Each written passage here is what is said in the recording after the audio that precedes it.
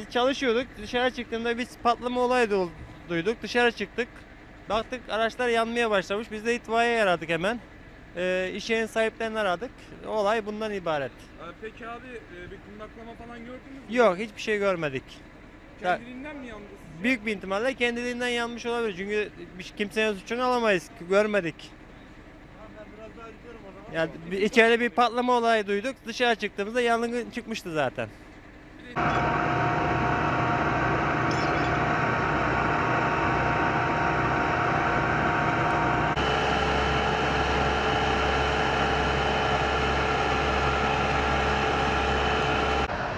Sadece